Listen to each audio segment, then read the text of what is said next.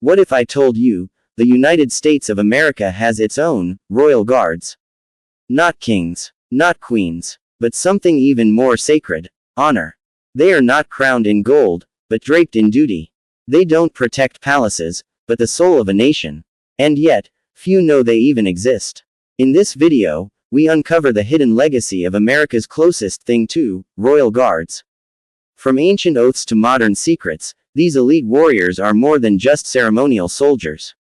They are protectors of presidents, defenders of the dead, and symbols of something far greater than power. They are symbols of eternal honor. While the United Kingdom has its redcoats and grenadier guards, the United States has its old guard, tomb sentinels, and presidential protection units. These are America's hidden ceremonial elite. They don't serve a monarch, they serve something older and stronger: the Constitution. The Old Guard 3rd U.S. Infantry Regiment. Established in 1784, the Old Guard is the oldest active duty infantry unit in the U.S. Army. They are the official ceremonial unit and escort to the President of the United States. Their job: to protect the dignity of the nation, to guard the tomb of the unknown soldier, to perform military funerals with flawless precision. But the story is deeper than pageantry. The Old Guard stands as the American answer to royal guards: elite, precise, deeply symbolic. At Arlington National Cemetery lies the tomb of the unknown soldier. It holds unidentified American service members who died in combat. And guarding this tomb are the tomb sentinels, members of the Old Guard's Honor Guard Company. They are bound by a code of silence. They march 21st steps. They pause for 21 seconds. They turn. They repeat. All day, all night, all year, rain or shine, blizzard or heatwave. They are not allowed to speak. They are not allowed to show emotion. They are not allowed to break protocol. Becoming a tomb guard is harder than becoming a Navy SEAL. Only a few hundred in U.S. history have ever earned the badge. And if you break the code, your badge can be revoked, even decades later. Now let's move to another, royal-like, role: those who protect the seat of power. Enter the United States Secret Service Presidential Protective Division. These men and women stand between life and assassination. Between chaos and democracy. They are never seen, never heard, but they are always watching. Behind every presidential motorcade, balcony, stage, and handshake, there's a complex human wall ready to take a bullet. Did you know Secret Service members use code names like Eagle, Renegade, and Trailblazer? The training includes psychological warfare, firearms, crisis simulation, and zero-hour drills. In 1950, two armed Puerto Rican nationalists stormed Blair House to kill President Truman. A Secret Service officer, Leslie Kofelt, was shot in the chest but returned fire, killing the attacker with one bullet, dying seconds later. He became an unsung American legend. American ceremonial guards perform rituals so secretive, they are never televised. For example, at midnight before major funerals, the Old Guard holds silent rehearsals in the dark, called ghost drills. Their uniforms are hand-inspected down to the thread count. A misstep, you're pulled from duty for weeks. The rifles they carry are not loaded, but they are always ready. During state funerals, the Capitol Rotunda Guard, another elite detachment, performs overnight vigils in total silence. No media, no photos, no sleep, just silent honor. Let's go back in time. In 1814, British troops burned Washington, D.C. But what if I told you there was a unit that saved the Constitution? It was not yet called the Old Guard. But it was the Presidential Bodyguard Unit of James Madison, and they escorted him under fire out of the White House, holding the original Constitution and Declaration of Independence.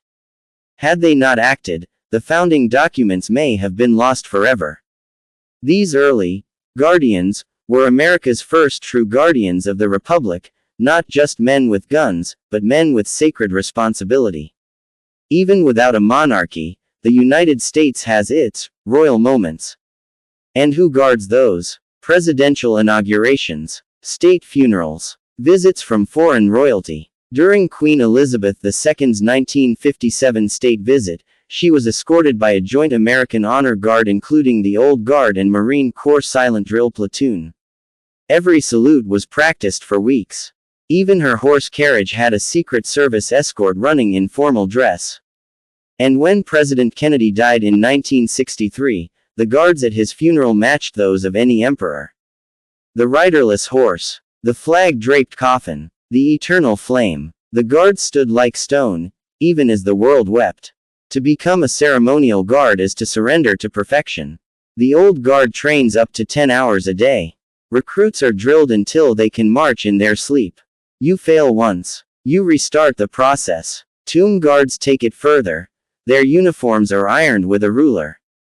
Their rifles are cleaned with a toothbrush. Their shoes are shined every 30 minutes. One mistake can cost you years of work.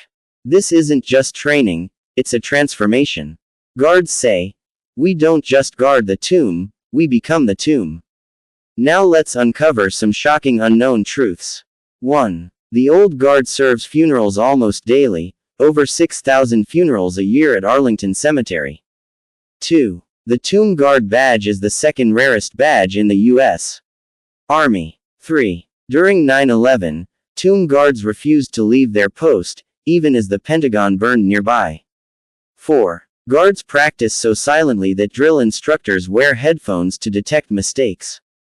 5. The caissons that carry coffins are pulled by soldiers walking alongside horses. No machines are used, because no machine can honor the dead.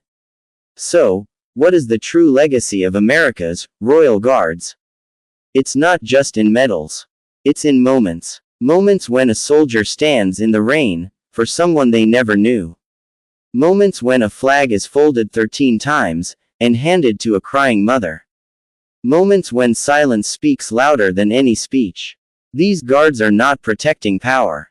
They're protecting memory. They're not just soldiers. They are the soul of a nation in uniform. In a world obsessed with fame, these men and women choose invisibility. In a nation built on rebellion, they choose tradition. And in times of division, they stand for unity. They remind us that America's strength isn't just in might, but in memory. In respect. In honor. So the next time you see a silent soldier at a tomb, a motionless guard in a parade, a rifle glinting under a flag, remember, you are looking at America's true royal guardians.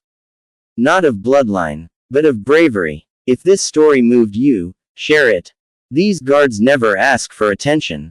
But they deserve it. Like, subscribe, and remember, not all royalty wears a crown. Some wear a uniform.